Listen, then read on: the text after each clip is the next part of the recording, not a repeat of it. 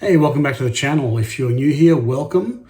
If you're coming back, thank you. Today I've got a very different submission from my normal 25 books. I've got an unlimited value submission, which is Amazing Spider-Man 129, the first appearance of Punisher. Pretty big key. First time I've owned it, so I was excited to have an opportunity to work on this one. So what I'm going to do today is what I always do, and that's I'm going to go over the one book that's in the submission, and I'll tell you what I paid for it. I will tell you what I did to it, and it was an interesting one. And I'll tell you what my CGC expectations were, and then we'll see how we went. So yeah, make sure you subscribe, make sure you like. This is going to be a very short video compared to some of my other ones, because it's just the one book, but it's a big one. So let's get stuck into it. So I bought this as a CGC 7.5. You can see here, this is the original label, which I will eventually send back to CGC with some others. And it came from a private seller, and the notes from the old one were moderate foxing to the full top of the back cover, and I'll put a picture up. You can see there's a fair bit of foxing.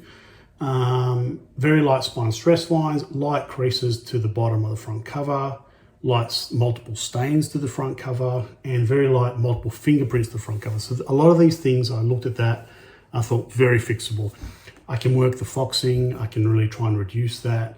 The stains, I could try and reduce those, and certainly the fingerprints would be something I could work over. So I had a look at the pictures the seller sent me, and they're okay, but I could see there was a bit of fade on the book as well. As you can see, if you've seen some of the others, this one's a bit more faded. But it wasn't specifically mentioned in the notes, so I thought it must be within a tolerance, or there was potential that it was within, it was sort of toward the end of a print run, so the printer's low on ink, so you get less on that one. So I was willing to forego it, but I knew it was a risk. So I paid $1,579 all in for that one, which was at the top end of a 7.5 price, but I thought it had a lot of potential. I thought if I could remove the foxing and improve the fingerprints and the staining, it could get somewhere in the 8.5 to 9.0, so you're almost touching the near mint range, which would be fantastic. So I paid for it and received it, and then I cracked it open, had a look at it, and the fade is definitely a lot stronger than I thought it was going to be. So I was definitely concerned around that. However, you know, I will give you a before and after on some of the work I've done for the back cover specifically. I had a lot of the foxing. I worked over the whole book. It definitely hadn't been pressed before. And the front cover had some fingerprints, and it looked like someone had abrasively tried to rub them and actually remove some of the yellow, which was a bit frustrating, and left the fingerprints behind anyway.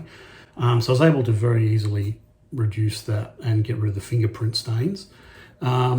Yeah, and I thought it's come out looking a lot better. But because I did, you know, I've done some of the hop, you know, remove the foxing and a bit of light whitening to really make it pop a little bit. I was concerned more than I have been before that the book might come back as with a restored purple label, which is why I've got it covered at the moment.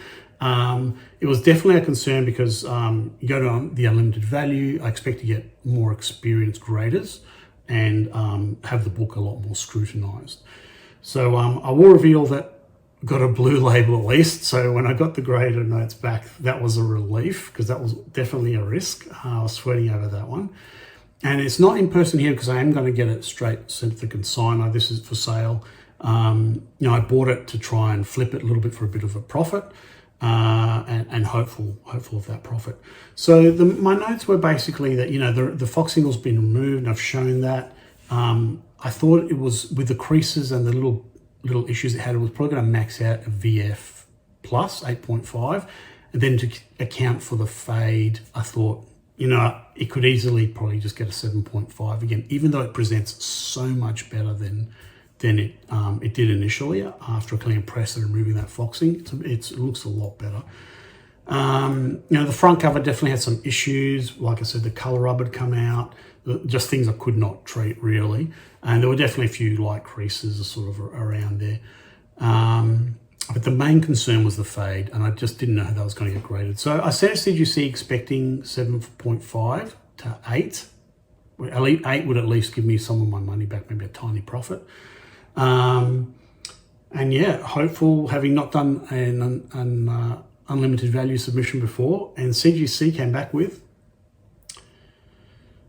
ooh, that's brutal. So it's from 7.5 down to 6.5.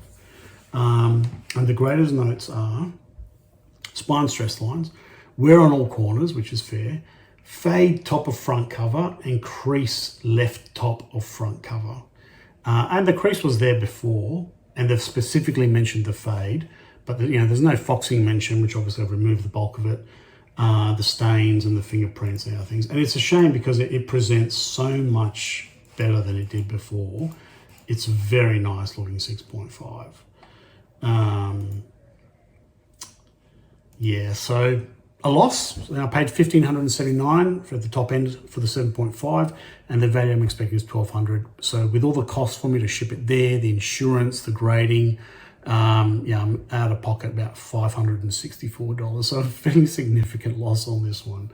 The funny thing is that I actually got the invoice back from CGC, and even though it's submitted unlimited value, because of the grade they gave me, it actually got bumped down into the high value range. So I didn't get charged as much on my invoice. So technically I haven't done an unlimited value submission yet. Not successfully anyway. So you got to laugh. So anyway, that's my experience with my first unlimited value attempt, and definitely not a successful one. So, some wins, some losses.